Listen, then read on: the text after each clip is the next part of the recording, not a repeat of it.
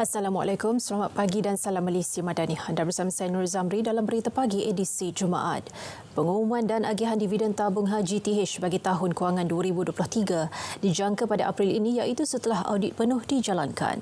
Langkah itu dilaksanakan berikutan teguran Suruhanjaya Siasatan Diraja RCI sebelum ini agar audit dijalankan sebelum agihan dividen.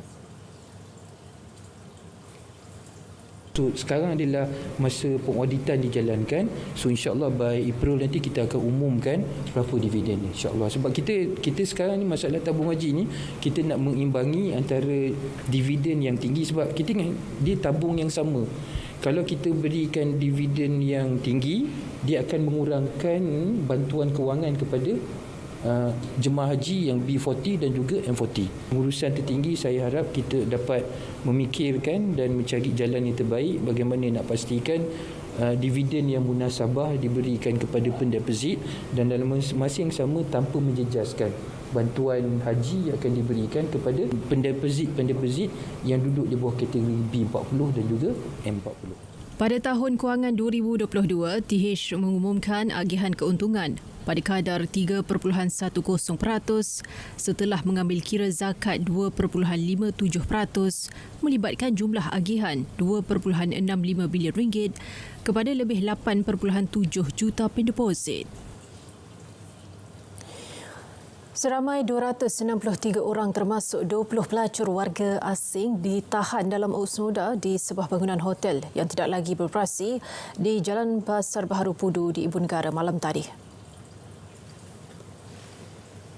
Hasil daripada pemeriksaan, kita telah pun membuat tangkapan seperti pecahan berikut iaitu kita telah pun menangkap lelaki sebanyak 229 orang. Seramai 229 orang, wanita 34 orang. Jumlah tangkapan 263. Saya tak boleh kata pada black area ya. KL ni tak ada black area. Yang tu saya nak jelaskan ya. Cuma aktiviti itu bertumpu di sini mungkin kerana premis ni tertinggal lama lah. Warga asing berkenaan kemudian menjalani saringan air kencing bagi menentukan sama ada mereka terlibat dengan penyalahgunaan data.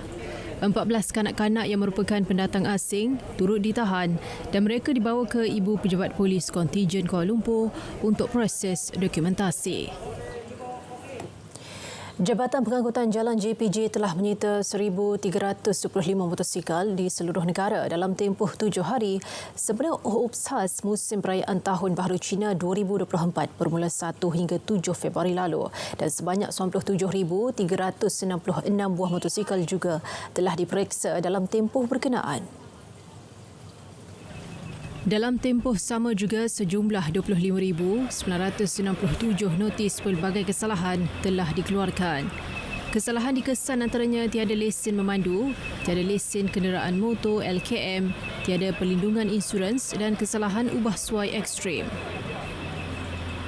Jadi saya mengambil kesempatan ini untuk mengingatkan penunggang-penunggang motosikal supaya terus mematuhi undang-undang jalan raya terutamanya yang kes-kes yang melibatkan boleh melibatkan risiko yang tinggi kemalangan maut seperti melanggar lampu isyarat.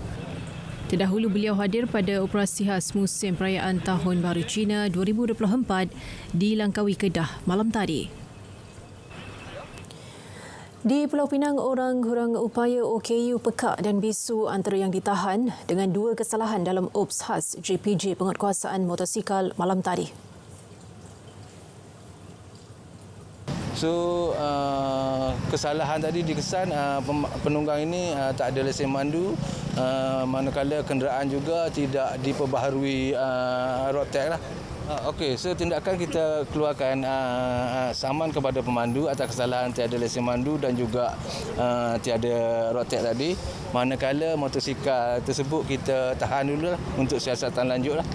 Setakat 7 Februari, sebanyak 7,691 kenderaan telah diperiksa dengan 1,175 kenderaan telah diambil tindakan. 2,200 saman dikeluarkan dan daripada jumlah itu, 108 kenderaan telah disita. Polis mengesahkan sudah ambil keterangan pemandu kenderaan rasmi menteri yang mengekori ambulans di Lebuh Raya Utara Selatan Plus antara Simpang Pulai Menghala ke Tapah Sabtu lalu. Pemandu berkenaan dipanggil semalam susulan satu laporan polis pada 3 Februari lalu. Ketua Polis Perak, Datuk Seri Muhammad Yusri Hassan Basri berkata, selain keterangan pemandu, beberapa saksi awam lain akan turut dipanggil bagi membantu siasatan. Ia termasuk mendapatkan rakaman kamera litar tertutup CCTV Plus Malaysia Berhad serta rakaman kamera papan pemuka ambulans terbabit. Kes disiasat mengikut Peraturan 9/2 Kaedah-Kaedah Lalu Lintas Jalan 1959. Orang ramai dinasihat tidak membuat sebarang spekulasi memandangkan kes masih disiasat. Saudara, persediaan menghadapi fenomena El Nino akan dibincang dalam mesyuarat yang bakal diadakan 22 Februari ini. Menteri Sumber Asli dan Kelestarian Alam Nik Ahmad berkata mesyuarat itu melibatkan beberapa kementerian dan agensi. Ia bagi mencari kaedah terbaik dalam meminimumkan impak fenomena tersebut. Bila El Nino dia lebih kering dan lebih panas, kebetulan juga kita ingat tahun lepas pun sudah mula El Nino dan tahun lepas merupakan tahun terpanas yang ada rekod lah dalam sejarah dunia. Jadi kita akan adakan satu mesyuarat yang biasa kita adakan iaitu tentang cuaca panas dan kering yang mana kita akan melibatkan pelbagai kementerian dan agensi termasuk Kementerian Pendidikan, Kementerian Kesihatan, Kementerian Belia dan Sukan ya, sebab dia akan ada impak yang besar kepada pelbagai aktiviti. Jadi kita akan memastikan ada satu persediaan lah yang terbaik untuk tahun ini. Malaysia meramalkan fenomena El Nino yang bermula sejak pertengahan tahun lalu dijangka berterusan hingga pertengahan tahun ini. Ahli Majlis Pihak Berkuasa Tempatan PBT di Melaka akan dinilai melalui laporan penilaian prestasi bulanan bagi memastikan mereka yang dilantik memainkan peranan sewajarnya. Ahli Majlis yang mencapai KPI kurang daripada 50% untuk tempoh 3 bulan berturut-turut atau sebanyak 3 kali dalam tempoh 6 bulan perkhidmatan akan diambil tindakan. Antara tindakan yang boleh dikenakan termasuk penahanan alaun bulanan dan boleh ditamatkan perkhidmatan.